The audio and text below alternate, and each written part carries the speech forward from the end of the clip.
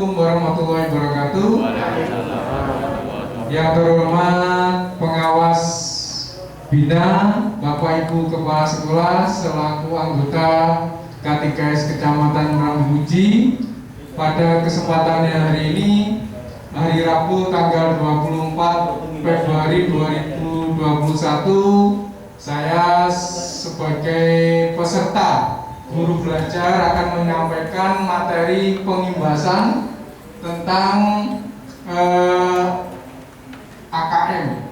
Jadi Bapak Ibu, mari kita ikuti kegiatan ini. Mudah-mudahan Bapak Ibu bisa memahami apa itu AKM. Jadi sesuai dengan sambutan dan kebijakan Menteri Pendidikan Nasional atau Menteri Pendidikan dan Kebudayaan Republik Indonesia, bahwasanya tahun 2021 akan dilaksanakan AKM mulai dari tingkat SD, SMP, dan SMA.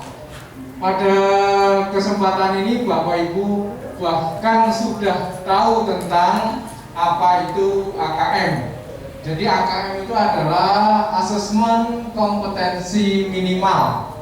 Nah, sebenarnya AKM itu tujuannya adalah untuk pemetaan. Namun pada prinsipnya AKM ini adalah penilaian kompetensi mendasar yang diperlukan oleh semua siswa untuk mampu mengembangkan kapasitas diri dan berpartisipasi positif pada masyarakat. Ini adalah kaitan dengan AKM. Sebenarnya AKM ini adalah asesmen, yaitu penilaian.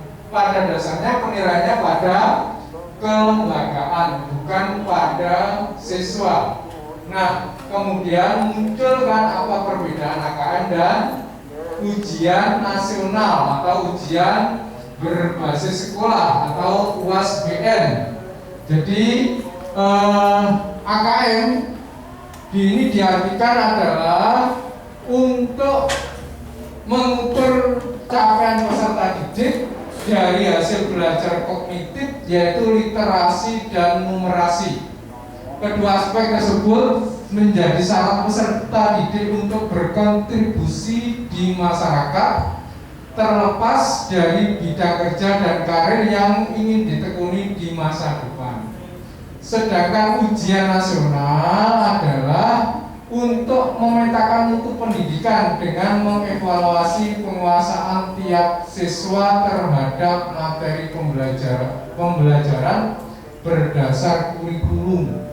Jadi perbedaan AKM dan ujian nasional pada prinsipnya adalah AKM itu berbasis penilaian pada kelembagaan. Kalau ujian nasional berbasis pada individu atau siswa.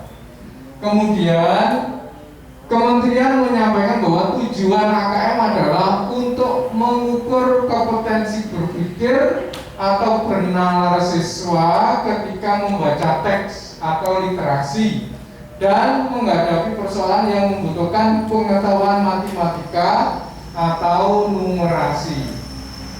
Jadi AKM itu ada dua sasarannya, yaitu literasi dan numerasi.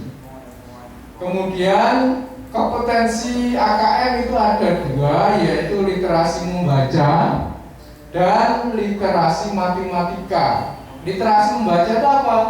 Kemampuan untuk memahami, menggunakan, mengevaluasi, merefleksikan berbagai jenis teks tertulis.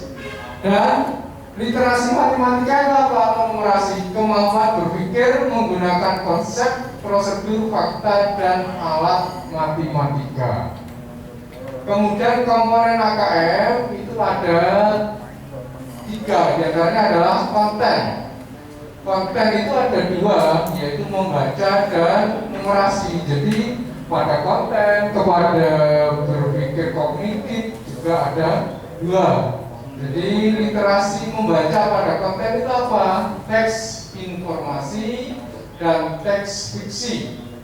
Kemudian kalau numerasi adalah sama, yaitu kaitan dengan matematika, bilangan, pengukuran dan geometri data dan ketidakpastian, dan aljabar. Sedangkan proses kognitif itu juga ada dua, yaitu kognitif dan numerasi. Jadi kognitif itu berpikir, jadi yang kaitan dengan membaca adalah menemukan informasi pada teks, kemudian interpretasi dan integrasi serta evaluasi dan refleksi. Sedangkan numerasi ada tiga, yaitu pemahaman, penerapan, dan penalaran. Sedangkan pada konteks yaitu meliputi personal, kemudian sosial budaya, dan saintifik. Itu adalah kaitan dengan komponen. Kemudian hasil AKM setelah anak mengerjakan soal secara online dan offline, maka hasil dari AKM itu dikelompokkan menjadi tiga. Yang pertama adalah perlu intervensi khusus. Ini juga terbagi menjadi dua, yaitu literasi dan numerasi. Literasinya capaiannya bagaimana? Dikatakan perlu intervensi khusus. Murid belum mampu menemukan dan mengambil informasi eksplisit yang ada dalam teks ataupun membuat interpretasi sederhana. Ini yang kelompok yang rendah, yaitu perlu intervensi khusus. Kemudian numerasinya apa? Murid hanya memiliki pengetahuan matematika yang terbatas. Murid menunjukkan penguasaan konsep yang parsial dan keterampilan komputisi yang terbatas. Ini yang hasil yang pertama. Kemudian yang grade kedua yaitu dasar, sama ada dua, yaitu literasinya bagaimana, numerasinya bagaimana. Kalau literasinya ini murid mampu menemukan dan mengambil informasi secara eksplisit yang ada dalam teks serta membuat interpretasi sederhana. Kemudian kaitan dengan numerasi bagaimana? Murid memiliki keterampilan dasar matematika seperti itu. Yang ketiga adalah cakap. Hasilnya cakap, apa kesimpulannya? Kaitan dengan literasi, murid mampu membuat interpretasi dan informasi implisit. Jika numerasinya bagaimana? Murid mampu mengaplikasikan pengetahuan matematika yang dimiliki dalam konteks yang lebih beragam. Dan yang keempat adalah mahir.